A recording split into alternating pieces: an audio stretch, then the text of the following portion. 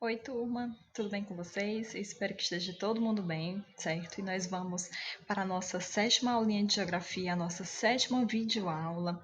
E hoje nós vamos dar início à unidade 5 do livro de vocês. E a unidade 5 do livro de vocês tem como tema o clima e a vegetação, certo?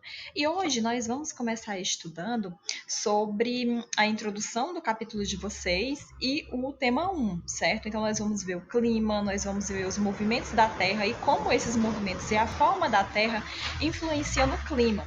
Então nós vamos começar falando sobre as latitudes, certo? Vou deixar esse mapa aqui para vocês já darem uma observada. Então, nós vamos falar de clima. Clima é bem interessante, vocês precisam entender, certo? Para entender depois as mudanças climáticas, o que pode ou não estar acontecendo em relação ao clima, e também sobre a importância que o clima tem, certo? Na organização da nossa vida, seja na nossa vida social, na nossa vida econômica, de um país, de uma região, do mundo, certo? E por conta de tudo isso, o clima ele é um clima bastante importante para a gente estudar. Então, nós vamos começar falando é, vamos entender, né? O clima, quando a gente fala de clima, nós precisamos entender primeiramente que o clima ele é composto de alguns elementos. E é dessa forma que a gente vai interagir com o clima nas nossas vidas. E esses elementos do clima seriam a temperatura, a umidade, a pressão, o vento e a pluviosidade. Agora, uma outra coisa muito importante para a gente entender é que todos esses elementos que eu falei, eles podem variar de acordo com o lugar do mundo que a gente vai estudar, certo?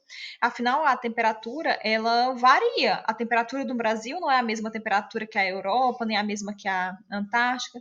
E dentro do Brasil mesmo, nós temos uma série de diferenças de temperaturas, de umidade, de qualquer um desses elementos. E entender por que esses elementos variam em qualquer lugar do mundo, ou dentro do país em que a gente mora, quando a gente começa a estudar isso, a gente está falando dos fatores do clima.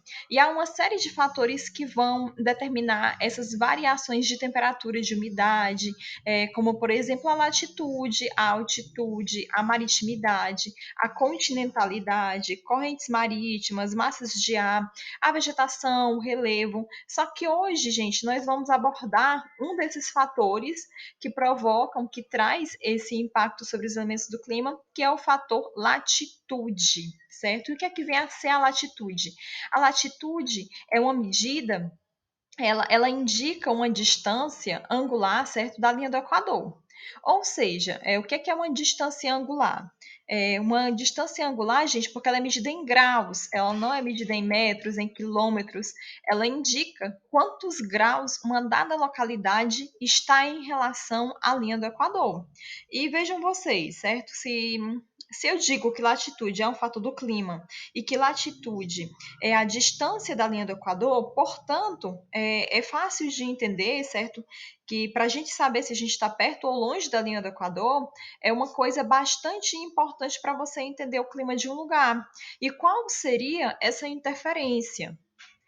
A região da linha do Equador é a região que mais recebe incidências solares ao longo do ano. Consequentemente, o que é que vai acontecer?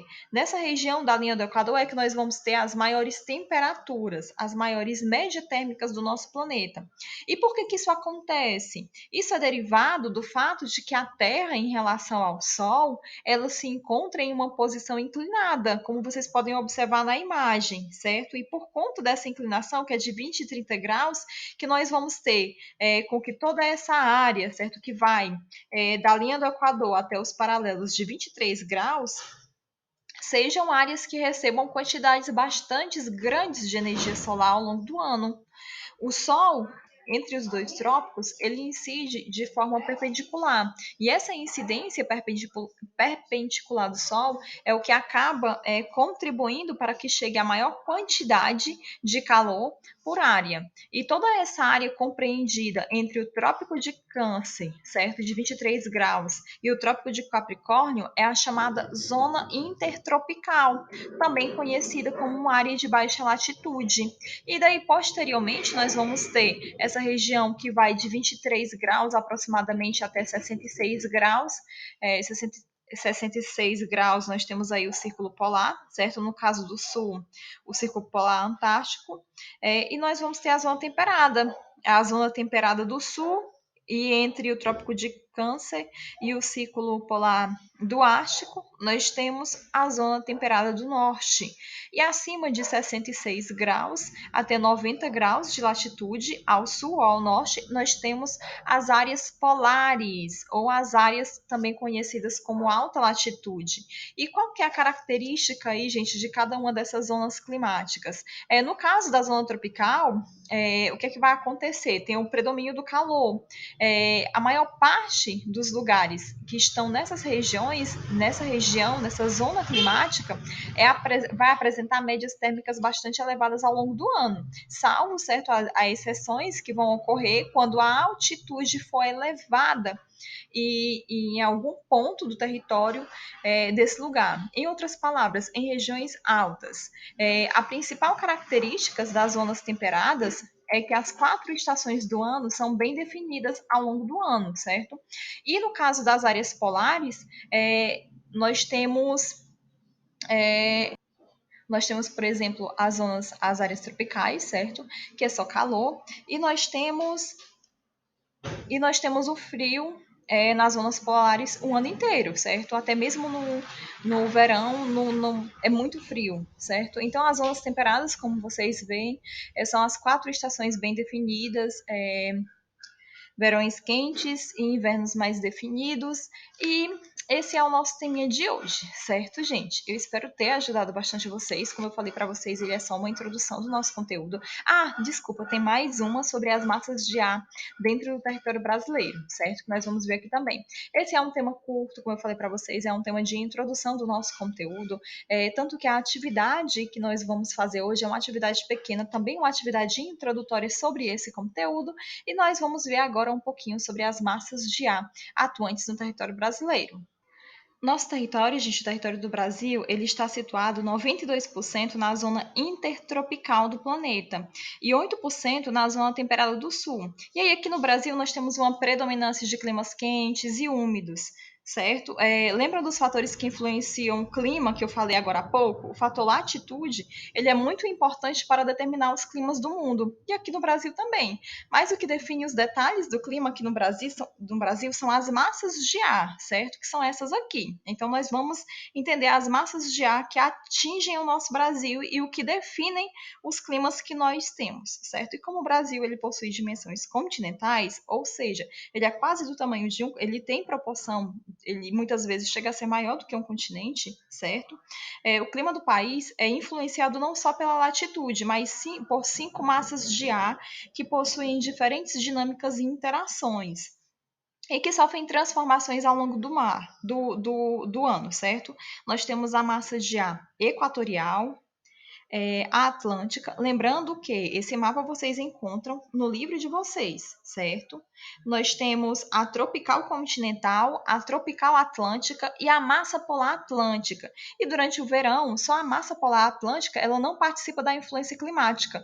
Dentre as outras, certo? Apenas a massa tropical continental é completamente seca. Isso porque as outras massas de ar elas vêm de ambientes úmidos, seja da floresta amazônica ou do oceano. E em razão dessa configuração, o verão no Brasil ele acaba herdando as características dessas massas, que são quentes e úmidas. Já durante o inverno, a massa polar atlântica ela exerce maior influência, diminuindo as temperaturas, desde o sul até o extremo oeste do Brasil, certo? Que são as massas de ar polar, que elas sempre chegam ali pelo Rio Grande do Sul e que nós tanto ouvimos falar na previsão do tempo, certo? Que com certeza vocês já observaram isso no jornal, certo?